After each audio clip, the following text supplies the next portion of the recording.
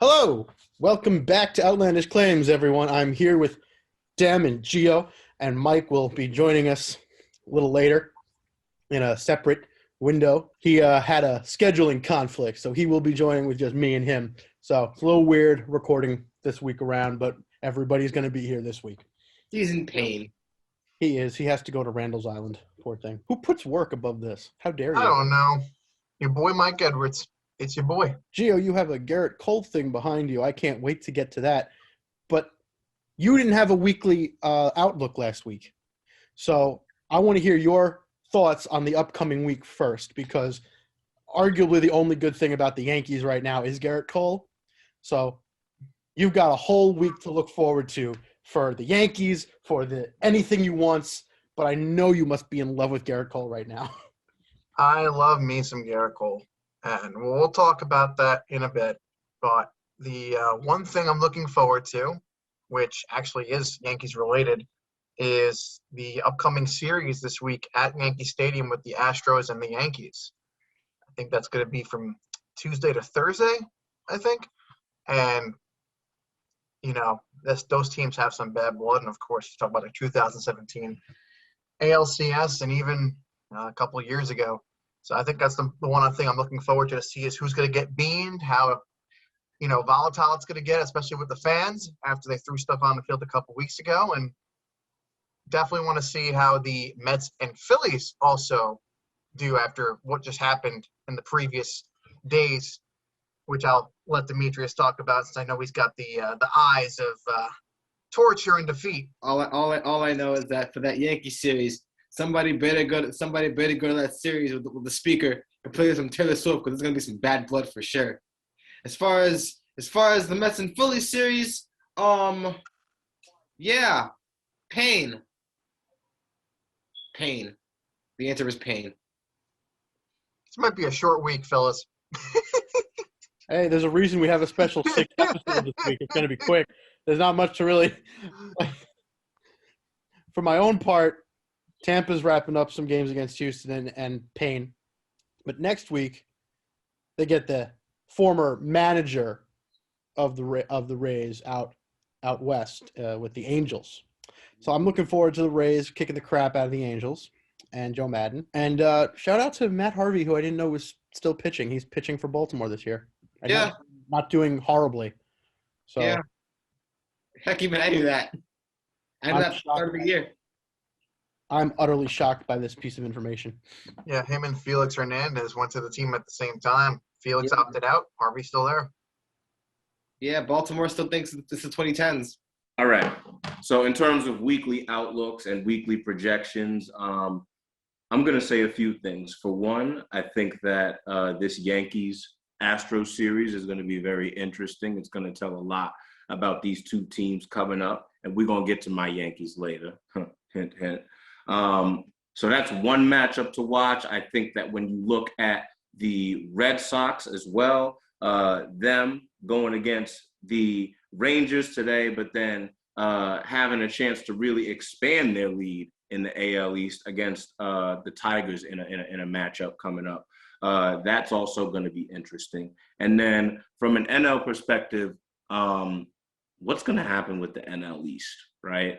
I mean, the NL East might look like the winner of the NL East might be the most underachieving team to win a division title in sports, probably comparable to the Washington football team of the 2020 season, the 7-9 Washington football team, right?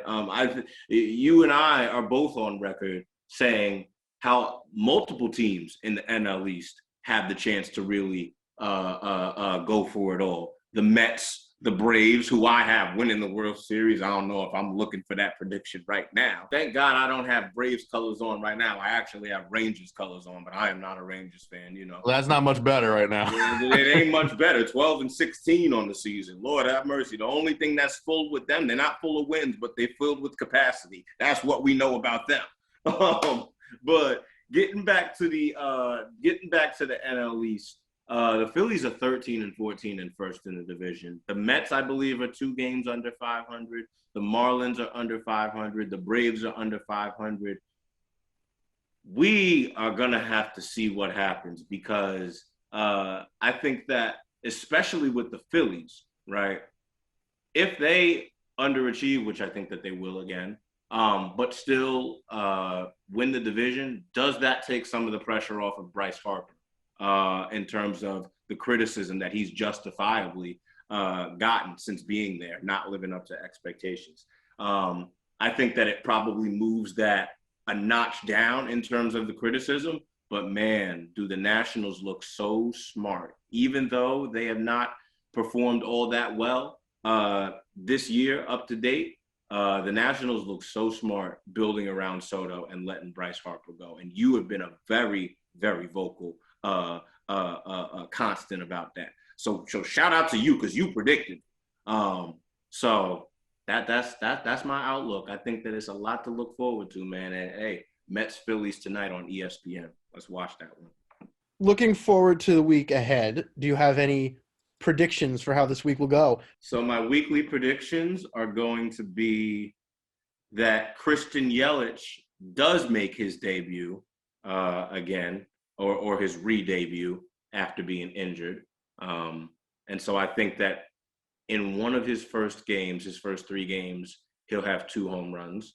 And then my other prediction, let's see, for the AL, I feel like there's so much good stuff still. For the AL, I'm going to go with the fact that the Yankees win the series against the Astros.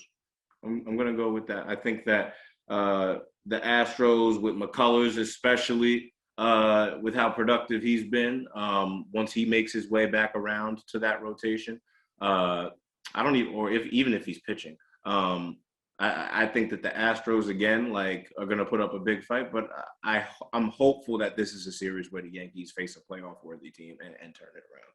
I really am. The national seismograph breaks for the amount of boos the Astros get in the Bronx. Any real predictions? The Yankees sweep the Astros. All right, there we go. That's what I'm looking for. The Rays are having a crap time against them, but sure, the Yankees, who are in last place, are going to sweep the Astros. I love that claim. You know what? I'll double down on that. The Yankees. Yes, Gio, do it. The Yankees will sweep the Nationals next weekend. You think they're going to sweep both? You think they're going to win 6 in a row? No, I'm saying they're sweeping Washington, not Houston. Oh, not Houston. Okay. I thought you were going to double down and let's say calm both. down. They're One of us has got to go nuts. Listen, they're facing Detroit right now, okay? They look better than they should. Only 2-1. Yeah, exactly. Only Garrett 2-1. Cole, they can't do anything else. Got to clone this guy 10 more times. Yes, I know a guy we got to clone 10 more times. I'm going to talk about him later. Yeah, y'all need your own little versions of Bugs Bunny. All right, so for my prediction for the upcoming week, first I'm going to say Tampa sweeps the Angels. Sorry, not the A's, the Angels. My prediction of the A's getting their 20 straight wins obviously didn't work out. They got to 13, though, so I was pretty happy about that. And if a team was going to beat them, I'm glad it was Tampa. Still, bummer they didn't get to 20. I'm going to say Juan Soto comes back from the IL and hits 2 home runs in his first 2 games. That will do it for us this week. We will be back tomorrow with Gio, who's going to give us some lovely discussion with his surprises on the year. So stick around for that. We'll see you then. Creepy.